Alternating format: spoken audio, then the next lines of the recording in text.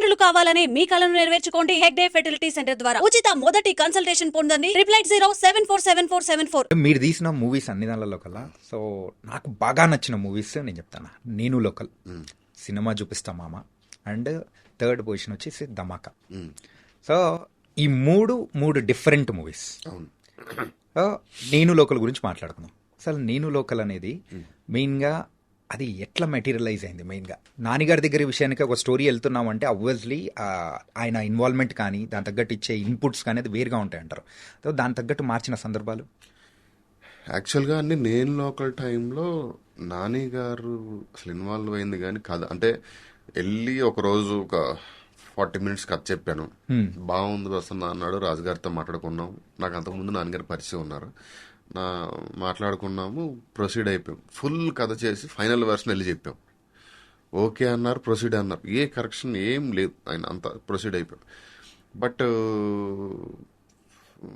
Matter of fact ఏంటంటే మేము అనుకున్న స్టార్ట్ చేసిన కథ అది కాదు, వేరే ఇంకొక అంటే కథ అదే ఐడియా అదే. ఇప్పుడు అందరూ నవీన్ చంద్ర గారి క్యారెక్టర్ ఏదైతే ఉందో అది కొంచెం ఫస్ట్ ఎక్కువ ఉంది. ఒక ప్రేమదేశంకి కొంచెం కమర్షియల్ మాస్ వర్షన్ లాంటిది. అంటే సేమ్ ఐడియా కాదు, బట్ ఇద్దరు ఈక్వల్ గా జెన్యున్ గా లవ్ చేసిన ఇద్దరు మధ్యలో ఒక అమ్మాయి ఉండి ఈ క్యారెక్టరైజేషన్ కి ఆ క్యారెక్టరైజేషన్, ఇప్పుడు క్యారెక్టరైజేషన్ సేమే. నేనేమి చేయను అనుకునే ఒక హీరో నాని ఏదన్నా చెయ్యాలి అమ్మాయి అడిగితే, అమ్మాయి కోసం అమ్మాయి అడగకపోయినా అనుకునే ఇంకొక.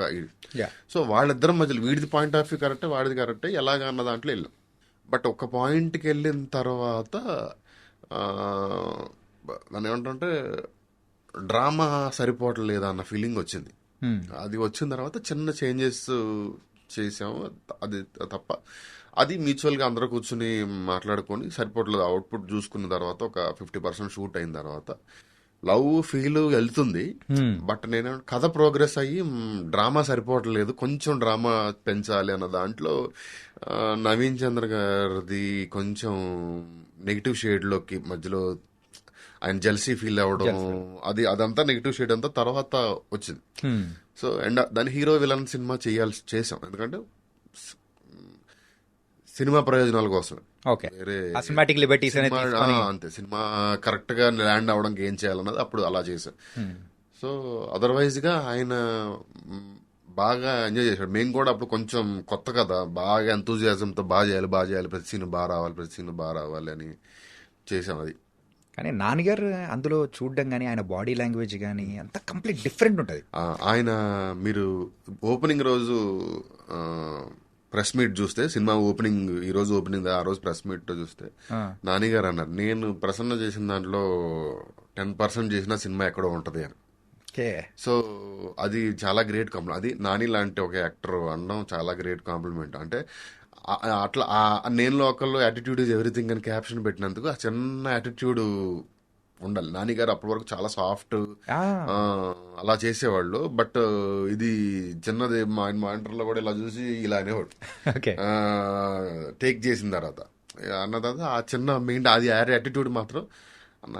అప్పుడు వాడి దగ్గర మార్కులు కొట్టాల్సిన అవసరం, ఫాదర్తో మాట్లాడినా విలన్తో మాట్లాడినా, ఇప్పుడు వాడి దగ్గర మనం మంచోడు అనిపించుకోవాల్సిన అవసరం మనకు లేదు. ఆడేవాడాడు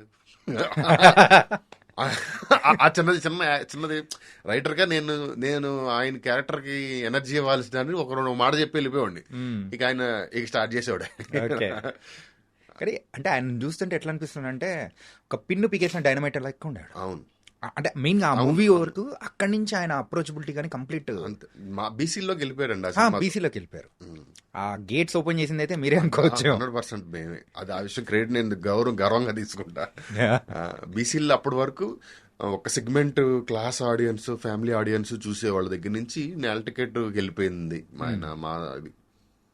అంటే రీసెంట్ గా అయితే ప్యారడైజ్ రిలీజ్ అయింది కదా, అంటే నాన్నగారితో వర్క్ చేశారు కాబట్టి ఆయన చూస్తుంటే ఎలా అనిపించింది? ఆయనకి నా సినిమా తప్ప వేరే ఏం తెలియదు సార్. పిచ్చి సినిమా అంటే పిచ్చి అంటే నాకు తెలిసి హీరోస్లో అన్ని కథలు వినేంత హీరో నేనైతే ఎవరిని చూడలేదేమో అని చెప్పొచ్చు. అంటే షూట్ అయిపోతే అందరూ టైర్డ్ అయిపోయాం, రెస్ట్ తీసుకుందాం అనుకుంటారు కదా. టైర్డ్ అయిపోయాం, వెళ్ళేసి పడుకునేసరికి 9 అవుద్ది, 6 to 9 కథ వచ్చు కదా అనుకుంటారు. ఫ్లైట్ ఉంది, 1 hour గ్యాప్ ఉంది, ఈ లోపు పిలిచి కథ వచ్చు కదా లేదా ఏదో పెళ్ళి ఉంది, పెళ్లికి వెళ్ళి వస్తాం, అక్కడ పెళ్లిలో ఒక 1 అవర్ తక్కువ ఉంటే ఇక్కడ వచ్చి కథ వినవచ్చు కదా. నేను యాక్టర్స్ హీరోల దగ్గర నేను కోరుకునేది కూడా వాళ్ళు ఇన్వెస్ట్ చేసేది ఏంటి సార్ హీరోలు? ఓన్లీ కథ వినడానికి వాళ్ళు ఇచ్చే టైం తప్ప వాళ్ళ కెరియర్ మీద ఇన్వెస్ట్ చేసేది వర్క్ చేయడం మొదలుపెట్టిన తర్వాత చేసే వర్క్ ఓకే, అది వాళ్ళ డ్యూటీ, వాళ్ళ జాబ్. బట్ వాళ్ళు ఎక్స్ట్రా ఇన్వెస్ట్ చేసేది ఏంటంటే కథలు వినడానికి. నెంబర్ ఆఫ్ కథలు, ఓపిక చాలా 100 కథలు ఉంటే 90 రాడ్లు ఉంటాయి. ఆ 90 రాడ్లని తట్టుకుంటే మంచి కథలో 10 దొరకవచ్చు, లేకపోతే 5 కథలు దొరకవచ్చు. సో ఆ 5 కథ మంచి కథలు మిస్ అవ్వకుండా ఉండడం కోసం ఆయన నెంబర్ ఆఫ్ కథలు అసలు ఆయన విన్నట్టు నాకు తెలిసి ఎవరు వినరేమో.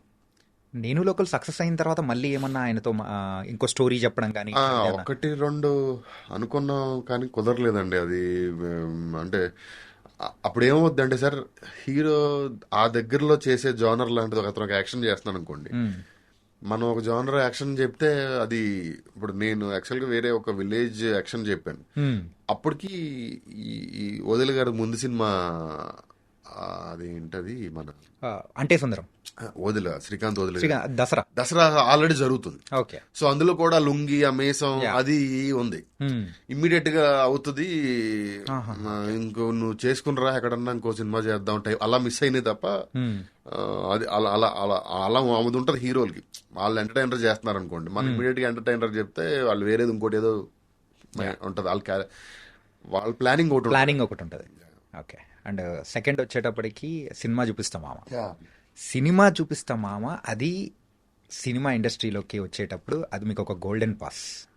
హిట్ అయితే ఉంటాం, లేకపోతే మళ్ళీ ఏంటి అనే టైప్ ఆఫ్ సిచ్యువేషన్. ఎవరైనా కానీ ఒక డెబ్యూ ఇచ్చేటప్పుడు యాక్టర్స్ దగ్గర నుంచి రైటర్స్ కానీ ఎవరైనా కానీ. సో మరి వేరే మూవీస్ అంటే ఇప్పుడు తీస్తున్న మూవీస్కి అండ్ ఫస్ట్ మీరు తీసిన మూవీకి ఆ కష్టపడడంలో కానీ సో డిఫరెన్స్ వైజ్ కానీ ఏమనిపించింది? ఏదన్నా ఉందా? ఏం కష్టపడడంలో మార్పు ఉండదండి, డెఫినెట్గా ఉండదు. ఎందుకంటే ఆ మార్పు ఉంది అంటే మనం రిలాక్స్ అయిపోయామని అర్థం. మనం రిలాక్స్ అయిపోయామంటే షెడ్కి వెళ్ళిపోతామని అర్థం.